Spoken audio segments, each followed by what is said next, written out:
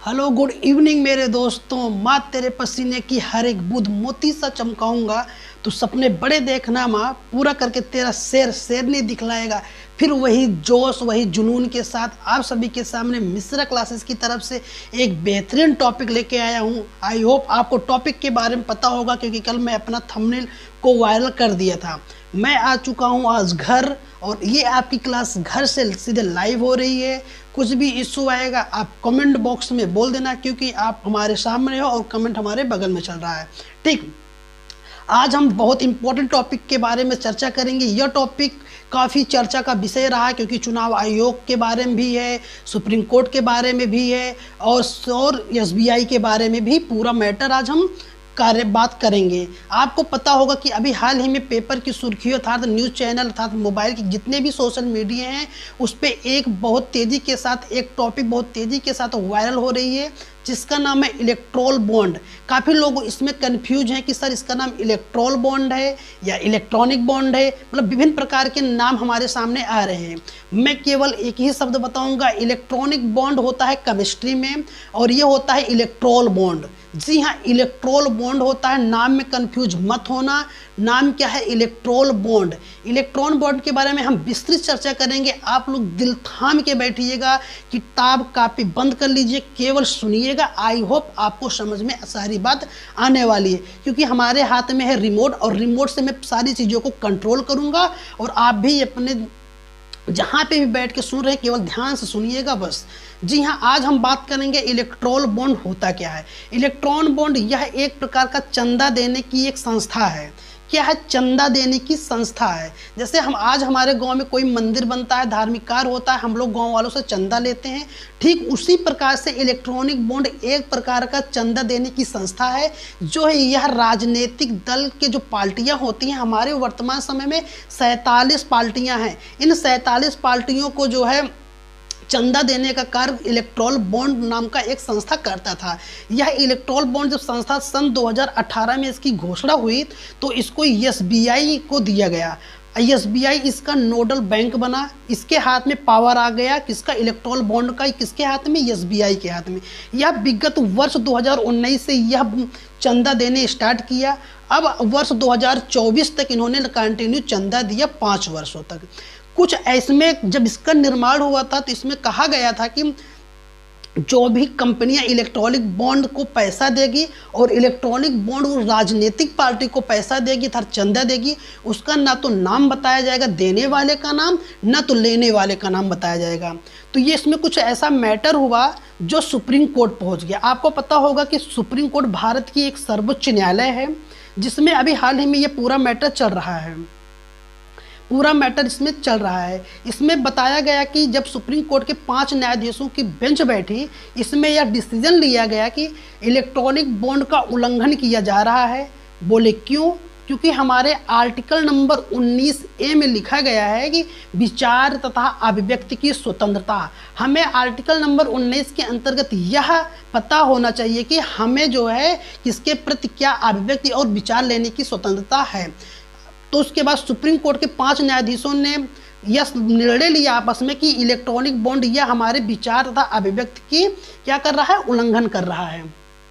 अर्थात आपको समझ में आ गया होगा कि इलेक्ट्रॉनिक बॉन्ड का मतलब होता है राजनीतिक दल को, पार्टियों को पैसा देना।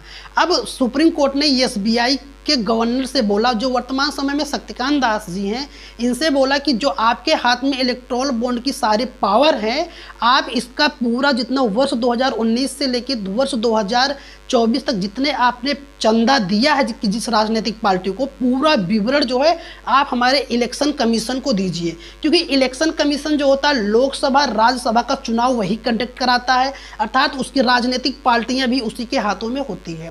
अब सुप्रीम कोर्ट ने ऐसा एसबीआई के गवर्नर से बोला कि आपको जो है 24 दिन के अंदर सारी इलेक्ट्रॉनिक बॉन्ड की जितने भी जो है कंटेंट है आपको जो है चुनाव आयोग को देना पड़ेगा। और चुनाव आयोग से ये भी बोला सुप्रीम कोर्ट ने, आप इसको पब्लिक करिए कि लोगों के बीच में ऐसी सूचनाएं जाए कि लोग राजनीतिक पार्टियां किससे चंदा ली हैं, था उसको पब्लिक कर दीजिए, उसको छुपा के मत रखिए। तो ऐसे समय जो है लगभग 24 दिन का समय दिया गया था, लगभग 23 दिन ऐसे बीत जाते हैं, कोई सूचना सुप्रीम कोर्ट के बातों का उल्लंघन कर रहे थे एसबीआई वालों ने।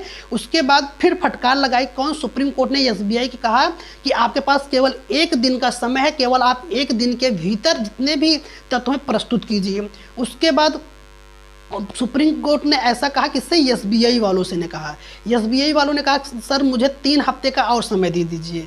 एसबीआई, उसके बाद सुप्रीम कोर्ट ने कहा नहीं, अब 1 दिन का भी समय नहीं दूंगा, आपके पास केवल 24 घंटे हैं, आप अपने 24 घंटों के अंदर सारे तथ्य को दो।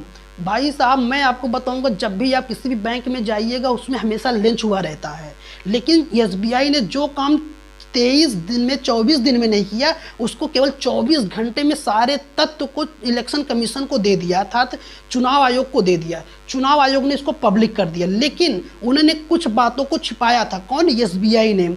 अब इसमें बात जो लिस्ट हमारे सामने जो अभी प्रस्तुत हुई है, उसमें लिस्ट में देखा गया कि बीजेपी ने सबसे ज़्यादा चंदा लिया है, अर्थात बीजेपी को सबसे ज़्यादा पैसा मिला है किससे, इलेक्टोरल बॉन्ड से। इलेक्टोरल बॉन्ड जो चंदा दिया है सबसे ज़्यादा राजनीतिक दल में बीजेपी सबसे ऊपर है।